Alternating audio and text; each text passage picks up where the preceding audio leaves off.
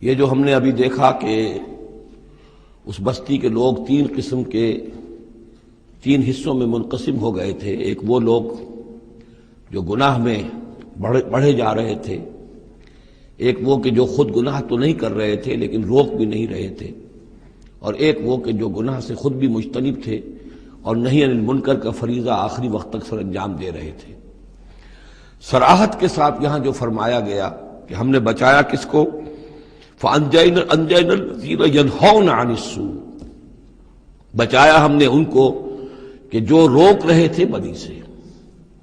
وَأَخَذْنَا الَّذِينَ ظَلَمُوا بِعَذَابٍ بَئِيسٍ، اور ہم نے پکڑ لیا ان لوگوں کو جو گناہ میں ملوث تھے ایک بہت ہی برے عذاب میں ان کے نافرمانی کی وجہ سے۔ اس سے بعض حضرات نے ایک نقطہ نکالنے کی کوشش کی ہے، اور وہ یہ ہے کہ ایک گروہ کے بارے میں صراحت کے ساتھ آ گیا کہ اس کو بچا لیا، وہ لوگ جو نہی عن المنکر کر رہے تھے۔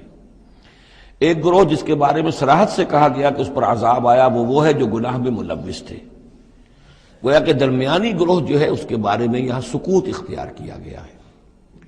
ان کو ایک طرح سے امید دلائی جا رہی ہے کہ جو لوگ گناہ سے مجتنب رہیں گے، اگر وہ خود گناہ میں ملوث نہیں ہوئے ہیں تو اس عذاب سے کہ دنیا میں آتا ہے اس سے وہ بچا لیے جائیں گے۔ اور یہ بہت بڑی غلط فہمی ہے۔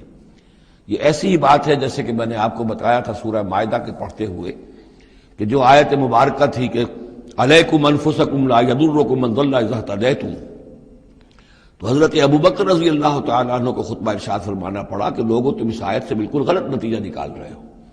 اس کا یہ مطلب نہیں ہے کہ دعوت اور تبلیغ اور امر بالمعروف اور نہی عن المنکر تمہاری ذمہ داری نہیں ہے، بلکہ مطلب یہ ہے کہ تم اپنا سب کچھ کر لو، زور لگا لو سمجھانے کا، امر بالمعروف کا، نہی عن المنکر کا، پھر بھی اگر کچھ لوگ اڑے رہیں کفر پر اور گناہ پر تو پھر تم پر کوئی وبال نہیں ہے۔ اصل مفہوم یہ ہے، لیکن اس سے انسان جو ہے چاہتا ہے ذمہ داری سے فرار، تو اس کے لیے جہاں کہیں بھی اسے بہانہ ملتا ہے اس قسم کے وہ نقطے تراشتا ہے۔ یہاں یہ سمجھ لیجئے کہ اصل میں نہی عن المنکر نہ کرنا بھی تو جرم ہے۔ فَأَخَذْنَا الَّذِينَ ظَلَمُوا، ظلم جو لوگ ظلم کر رہے تھے، ایک دوہرا ظلم کر رہے تھے کہ گناہ میں ملوث بھی تھے اور اس میں ملوث تھے، اور دوسرے وہ لوگ تھے کہ جو اگرچہ ملوث نہیں تھے لیکن یہ کہ وہ روک نہیں رہے تھے۔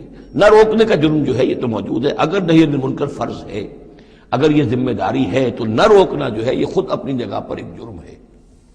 اس کے لیے میں آپ کو اصل میں ایک حدیث سنا دینا چاہتا ہوں، جو حدیث اس معاملے میں سمجھتا ہوں کہ آخری اور نص قطعی کی حیثیت رکھتی ہے۔ اور یہ حدیث جو ہے مولانا اشرف علی تھانوی رحمۃ اللہ علیہ نے خطبات جمعہ جو مرتب کی ہیں ان میں اس حدیث کو شامل کیا ہے، اور یہ حدیث قدسی ہے۔ اوحى اللہ عز وجل الی جبرائیل علیہ الصلوۃ والسلام ان اقلب مدینۃ کذا وکذا باہلھا، اللہ تعالیٰ نے وحی کی حضرت جبرائیل کو کہ فلاں فلاں شہروں کو پل پٹ کر دو، الٹ دو، جیسے کہ عامورہ اور صدوم کے شہروں کے بارے میں حکم آیا۔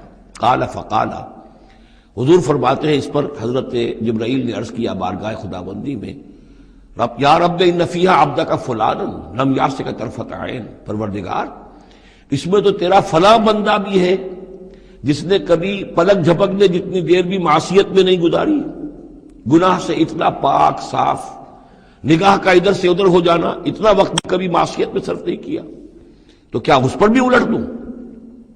قال فقال، حضور نے فرمایا، اس پر اللہ تعالیٰ نے ارشاد فرمایا اقلبها علیہ وعلیہم، الٹو اس بستی کو، پہلے اس پر پھر دوسروں پر۔ وجہ کیا ہے؟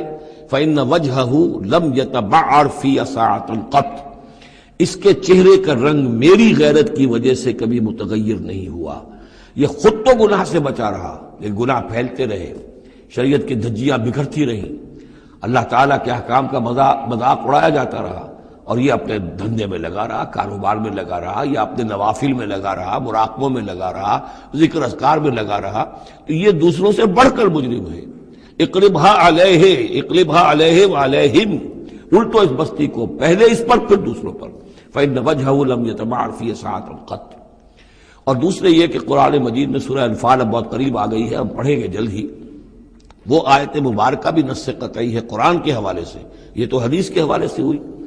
قرآن مجید میں فرمایا گیا وَاتَّقُوا فِتْنَةً لَا تُصِيبَنَّ الَّذِينَ ظَلَمُوا مِنْكُمْ خَاصَّةً، اس دنیا میں جب کوئی اجتماعی سزا آتی ہے کسی قوم کے اندر بحیثیت مجموعی جب منکرات پھیل جائیں تو جب سزا آتی ہے تو پھر وہ صرف جو گناہ گار ہیں انہی کو اپنی لپیٹ میں نہیں لیتی، بلکہ وہ لوگ جو بچے ہوئے تھے وہ بھی لپیٹ میں آ جاتے ہیں۔